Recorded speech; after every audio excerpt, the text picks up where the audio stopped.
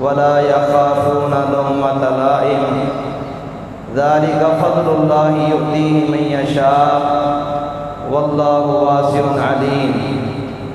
وقال النبي صلى الله عليه وسلم من يريد الله به خيرا استعمله. قيل يا رسول الله صلى الله عليه وسلم كيف يستعمله؟ فقال رسول الله صلى الله عليه وسلم يوفقه لعمل صالح قبل الموت. میرے محترم بھائیوں، بزرگوں، اللہ رب العالمین کا ہم پر احسان عظیم ہوا کہ جس اللہ رب العالمین نے آج ہمیں ڈمبر کے اندر اس مسجد قباء کے اندر اپنے دین کے لیے اس کو سمجھنے کے لیے جمع ہونے کی توفیق عطا فرمائی. اللہ رب العالمین ہم سب کا آنا، بیٹھنا، سننا اور سن کر عمل کرنا اپنی بارگاہ میں قبول فرمائے، ذریعہ نجات بنائے. سچی بات ہے میرے محترم بھائیوں، جس کے ساتھ اللہ تعالیٰ خیر کا ارادہ کرتے ہیں، بلائی کا ارادہ کرتے ہیں، یا یہ کہہ لیں جس کو اللہ تعالیٰ پسند کرتے ہیں، اللہ تعالیٰ اس آدمی کو، اس گروہ کو، اس جماعت کو اللہ تعالیٰ اپنے دین کے لیے استعمال کرتے ہیں، دین کے غلبے کے لیے استعمال کرتے ہیں. اللہ تعالیٰ ان کو کبھی ضائع نہیں کرتے. جتنے مشکل حالات آئیں، مصائب و آلام آئیں، اللہ تعالیٰ ان کو سنبھال کر رکھتا ہے. اللہ تعالیٰ ان کے اخلاص کو دیکھتا ہے، ان کی نیتوں کو دیکھتا ہے.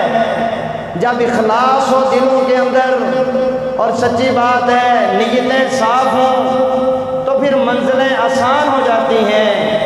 اللہ تعالیٰ ایسے لوگوں کو اپنے دین کے غلبے کے لیے استعمال کرتا ہے.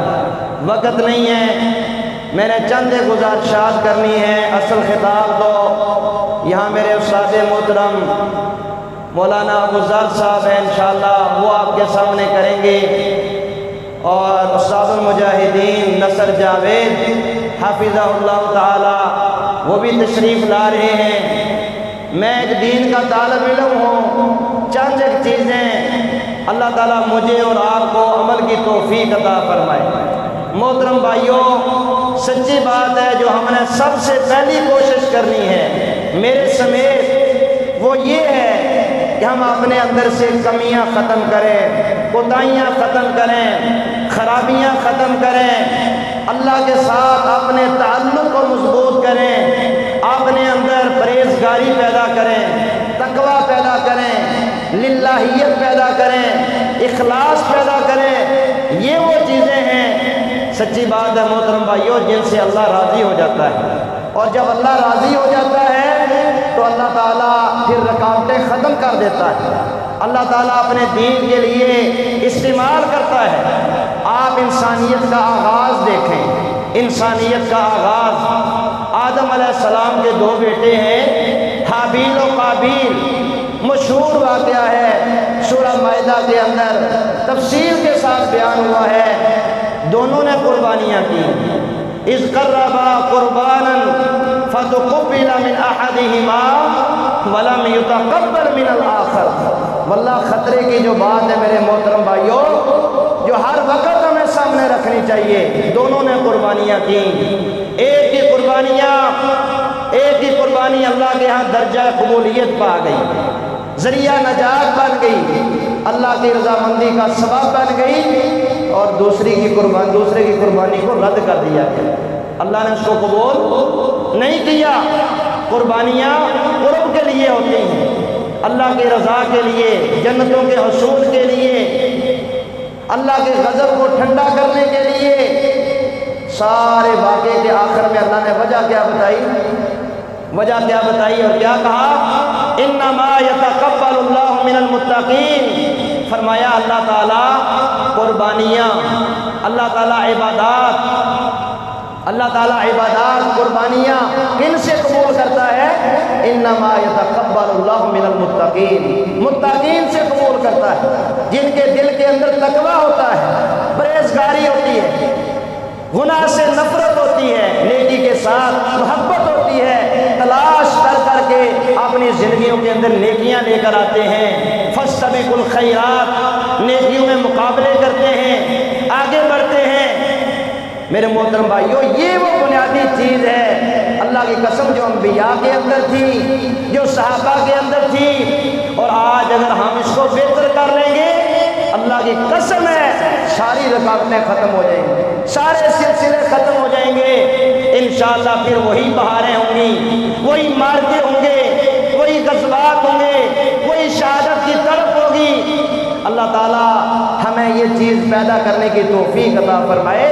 تو کہا انما یتقبل اللہ من المتقین۔ اللہ کے نبی صلی اللہ علیہ وسلم، او بھائیو تربیت نشست میں آئے ہیں، میں بھی اپنی تربیت کرنے کے لیے آیا ہوں، یقیناً آپ سب بھائی بھی سچی بات ہے یہ ارادہ لے کر آئے ہیں۔ اللہ تعالیٰ ہم سب کا آنا قبول فرمائے۔ اللہ کے نبی صلی اللہ علیہ وسلم امام المتقین ہیں، امام المجاہدین ہیں، امام الاولین والآخرین ہیں، لیکن عاجزی کی کیفیت کیا ہے؟ دعاؤں کی کیفیت کیا ہے؟ تقوی کی حالت اور کیفیت کیا ہے؟ اللہم انی اسألک الہدی والتقی والعفاف والغنی۔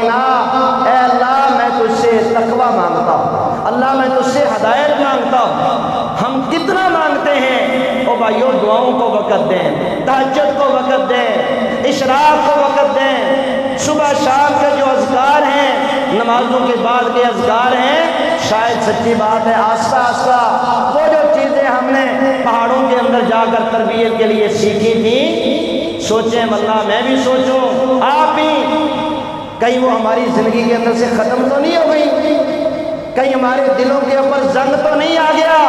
او بھائیو اس کا علاج یہ ہے، علاج دوبارہ سے ان چیزوں پر غور کریں، اپنی زندگیوں کا حصہ بنائیں۔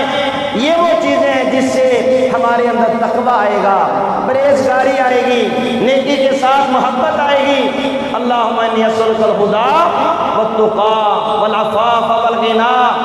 ابھی آپ نے نماز کے اندر سورۃ النصر سنی، اس کے آخر میں فسبح بحمد ربک واستغفر۔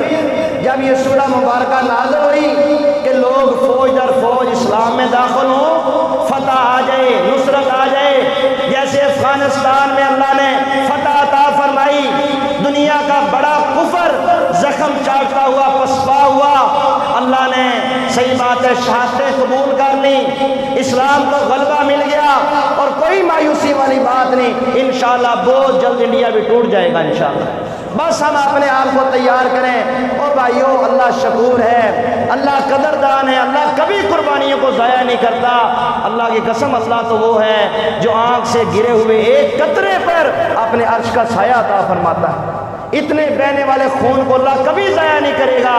مایوسی کی باتیں، گری ہوئی باتیں، یہ بودی باتیں انشاءاللہ ہم نے نہیں کرنی۔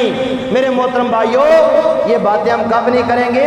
جب اللہ کے قرآن کے ساتھ ہمارا تعلق مضبوط ہوگا، جب حدیث کے ساتھ مضبوط ہوگا، جب عبادات کے ساتھ ہمارا تعلق مضبوط ہوگا، تو پھر محترم بھائیو یہ کیفیت ہوگی، پھر دلیری کی بات کرے گا، بہادری کی بات کرے گا، یہ وقت نکال کر آنا، یہ دین کو سمجھنا، یہ انبیاء کی عظیم سنت ہے۔ دیکھتے نہیں موسیٰ علیہ السلام کو اللہ تعالیٰ نے 30 دن کے لیے پہلے اپنے پاس بلایا۔ کتنے دن کے لیے؟ 30 دن کے لیے ہم کلام ہونے کے لیے جب موسیٰ علیہ السلام جلدی جلدی اللہ رب العالمین کے پاس کلام کرنے کے لیے گئے تو اللہ نے کہا ما عجلک عن قومک یا موسیٰ، اے موسیٰ علیہ السلام آپ اپنی قوم کو چھوڑ کر جلدی جلدی میرے پاس کیوں آگے ہیں؟ کیا وجہ ہے؟ کیوں جلدی آئے ہو؟ تو کیا کہا تھا؟ اجلت الیک ربی لترضی، اللہ میں اس لیے تیرے پاس جلدی آیا ہوں تجھے راضی کرنے کے لیے، تو مجھ سے راضی ہو جائے۔ واللہ یہ تربیت کے لیے وقت نکالنا، اور جب 30 دن پورے ہو گئے 40 مزید مدت بڑھا دی گئی، 10 دن مزید بڑھا دیے گئے، 40 دن کا دورہ، 40 دن کا کورس، تربیتی کورس محمد الرسول اللہ صلی اللہ علیہ وسلم۔ آپ دیکھیں نبوت سے پہلے کئی دن جا کر غار حرا کے اندر کئی دن جا کر اللہ کے نبی صلی اللہ علیہ وسلم عبادت کے لیے، اپنے اللہ کو راضی کرنے کے لیے۔ تو محترم بھائیو انشاءاللہ ہم نے دوبارہ سے وہ پھر ماحول بنانا ہے، اسی کے لیے تربیتی نشست ہے۔ اللہ رب العالمین ہمیں دوبارہ سے وہ چیزیں اپنے اندر پیدا کرنے کی توفیق عطا فرمائے۔ تو سب سے پہلی چیز، صرف 1-2 چیزیں میں ذکر کر کے اجازت چاہوں گا۔ سب سے پہلی چیز محترم بھائیو تقوی، پرہیزگاری۔ واللہ قرآن مجید کے اندر سب سے زیادہ جس چیز کا ذکر ہے، سب سے زیادہ وہ اللہ تعالیٰ کے اسماء حسنہ کا ذکر ہے، اور اسماء حسنہ کے بعد سب سے زیادہ قرآن مجید میں جس چیز کا ذکر ہے وہ تقوی کا ذکر ہے، پرہیزگاری کا ذکر ہے۔ آپ سورہ ہود پڑھ کر دیکھیں، سورہ اعراف پڑھ کر دیکھیں، سورۃ الشعراء پڑھ کر دیکھیں، انبیاء کی مجالس کو دیکھیں، انبیاء کی دعوت کے آغاز کو دیکھیں، جگہ جگہ آپ کو واللہ یہ چیز ملے گی، انبیاء کی دعوت۔ الا تتقون، تم اللہ کا تقوی کیوں نہیں اختیار کرتے؟ پرہیزگاری کیوں نہیں اختیار کرتے؟ گناہوں سے بچتے کیوں نہیں؟ نافرمانیوں سے بچتے کیوں نہیں؟ تمام عبادات کا لب لباب، تمام عبادات کا مقصد میرے محترم بھائیوں وہ بھی کیا ہے؟ تقوی ہے۔ یا ایھا الناس اعبدوا ربکم الذی خلقکم والذین من قبلکم لعلکم تتقون لن ینال اللہ لحومها ولا دماؤها ولکن ینالہ التقوی منکم۔ پہلی چیز یہ۔ اور دوسری چیز میرے محترم بھائیوں، دوسری چیز، صحیح بات ہے، جو نہ اپنانے کی وجہ سے نیکیاں ضائع ہو جاتی ہیں، برباد ہو جاتی ہیں، اور آج یہ چیز عام ہے محترم بھائیوں۔ الا من رحم ربی، جس پر اللہ تعالیٰ کا خاص رحم ہے، جس پر اللہ تعالیٰ کی خاص مہربانی ہے، وہ بچا ہوا ہے۔ میرے محترم بھائیوں وہ دوسری چیز یہ، ہم اپنی تنہائیوں کو پاک کریں، اپنی تنہائیوں کو پاک کریں۔ اللہ کے نبی صلی اللہ علیہ وسلم کی حدیث ہے، ابن ماجہ کے اندر حدیث موجود ہے، فرمایا قیامت والے دن کچھ لوگ آئیں گے جن کی نیکیاں تہامہ پہاڑ کی طرح ہوں گی۔ تہامہ پہاڑ، جیسے یہ کشمیر کے اندر پیر پنجال کا پہاڑی سلسلہ ہے، اس طرح کا یہ عرب کے اندر تہامہ پہاڑ، لمبا چوڑا پہاڑی سلسلہ ہے۔ فرمایا آئیں گے، بڑی بڑی عبادات ہوں گی، نمازیں بھی ہوں گی، روزے بھی ہوں گے، حج بھی ہوگا، عمرے بھی ہوں گے، جہاد فی سبیل اللہ بھی ہوگا، سب کچھ ہوگا، لیکن اللہ تعالیٰ ان کی نیکیوں کو راکھ بنا کر اڑا دیں گے۔ اللہ تعالیٰ ان کی نیکیوں کو راکھ بنا کر اڑا دیں گے، ضائع کر دیں گے، ان کی نیکیاں بیکار چلی جائیں گی۔ صحابہ نے کہا وہ کون ہے؟ کہا وہ تمہیں میں سے، تمہاری نسل میں سے ہوں گے، لیکن ہوگا کیا؟ لوگوں کے سامنے بڑے متقی ہوں گے، پرہیزگار ہوں گے، لیکن جب تنہائی کے اندر جائیں گے تو اللہ تعالیٰ کی حرمتوں کو چاک کریں گے، اللہ تعالیٰ کی حرمتوں کو چاک کریں گے، اللہ تعالیٰ کی حدود کو پھلانگیں گے۔ تو محترم بھائیوں، اللہ تعالیٰ ہمیں اپنی تنہائیاں پاک کرنے کی توفیق عطا فرمائے۔ اس میں 3 قسمیں ہوتی ہیں آدمی کی۔ سب سے پہلا، سب سے بہترین آدمی وہ ہے کہ جس کی تنہائی اس کی اجتماعی زندگی سے زیادہ پاکیزہ ہے، جس کی تنہائی اس کی اجتماعی زندگی سے، لوگوں کے سامنے سے زیادہ پاکیزہ ہے، زیادہ اچھی ہے۔ وہ تنہائی کے اندر زیادہ اللہ تعالیٰ سے ڈرنے والا ہے، زیادہ گناہوں سے بچنے والا ہے، اپنی آنکھوں کی حفاظت کرنے والا ہے، باقی اعضاء کی حفاظت کرنے والا ہے۔ سب سے پسندیدہ اور پہلا نمبر اس آدمی کا اللہ تعالیٰ کے ہے۔ اللہ تعالیٰ ہمیں ان میں شامل فرمائے۔ اور دوسرا وہ آدمی ہے کہ جیسا لوگوں کے سامنے ہے ویسا ہی تنہائی کے اندر ہے، ویسا ہی پرائیویٹ زندگی کے اندر ہے، ویسا ہی انفرادی زندگی کے اندر ہے۔ یہ بھی اچھا ہے لیکن پہلے جیسا نہیں ہے۔ اور تیسرا بدترین انسان جس سے اللہ تعالیٰ نفرت کرتے ہیں اور جس کی نیکیوں کو اللہ تعالیٰ ضائع کر دیتے ہیں، وہ کون آدمی ہے؟ اللہ تعالیٰ ہم سب کو محفوظ فرمائے۔ وہ کون ہے کہ لوگوں کے سامنے بڑا پارسا ہے، بڑا متقی ہے، بڑا تسمیہ کرنے والا ہے، لیکن جو ہی تنہائی کے اندر جاتا ہے تو پھر اللہ بھی بھول جاتا ہے، پھر قرآن بھی بھول جاتا ہے، پھر حدیث بھی بھول جاتی ہے، سب کچھ بھول جاتا ہے۔ تو اللہ رب العالمین ہمیں قرآن مجید کو پڑھ کر اپنے اندر تقوی پیدا کرنے کی توفیق عطا فرمائے۔ اللہ تعالیٰ ہمیں اپنی تنہائیوں کو پاک کرنے کی توفیق عطا فرمائے۔ اللہ رب العالمین ہمارا یہاں آنا بیٹھنا اپنی بارگاہ کے اندر قبول فرمائے، ذریعہ نجات بنائے، اور اللہ تعالیٰ ہم سے دین کے بڑے بڑے کام لے، غلبے کے کام لے، دعوت کے کام لے۔ وآخر دعوانا الحمدللہ رب العالمین۔